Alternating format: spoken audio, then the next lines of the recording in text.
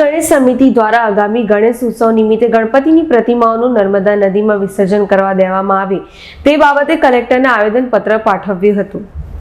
અંકલેશ્વર ગણેશ સમિતિ દ્વારા ગણપતિની પ્રતિમાઓનું નર્મદા નદીમાં વિસર્જન કરવા દેવામાં આવે તે અંગે કલેક્ટરને આવેદનપત્ર પાઠવ્યું હતું, જેમાં આગામી 7 સપ્ટેમ્બરના રોજથી શરૂ થઈ રહેલ ગણેશ ઉત્સવ નિમિત્તે ગણેશ ભક્તો દ્વારા ખૂબ જ આસ્થા અને લાગણી સહ વિવિધ ગણેશ મંડળો અને વ્યક્તિગત ધોરણે શ્રી ગણેશજીની મૂર્તિઓની સ્થાપના થવા જઈ રહ્યું છે।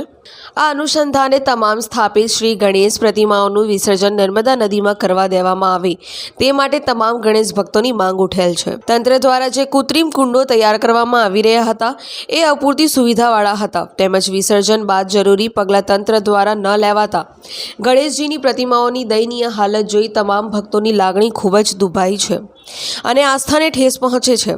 ત્યારે આવનારા ગણેશ ઉત્સવ દરમિયાન ગણેશ ભક્તોને ગણેશ પ્રતિમાઓનું વિસર્જન નર્મદા નદીમાં કરવા છૂટ આપવામાં આવે અને એ માટે તંત્ર દ્વારા વિસર્જનની જરૂરી વ્યવસ્થાઓ કરવામાં આવે તેવી માંગ કરવામાં આવી છે।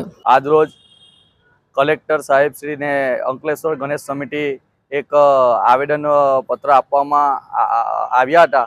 એમાં અમારો એક મુખ્ય મુદ્દો જે વર્ષોથી ચાલી આવેલો છે, જે નર્મદા નદીમાં વિસર્જન કરવા બાબતની એક સાહેબને મૌખિક રજૂઆત અને આવેદનપત્ર આપી રજૂઆત કરવામાં આવી હતી અને સાહેબશ્રીનો જે મતલબ જે સપોર્ટ છે એ ખૂબ સરસ રહ્યો હતો।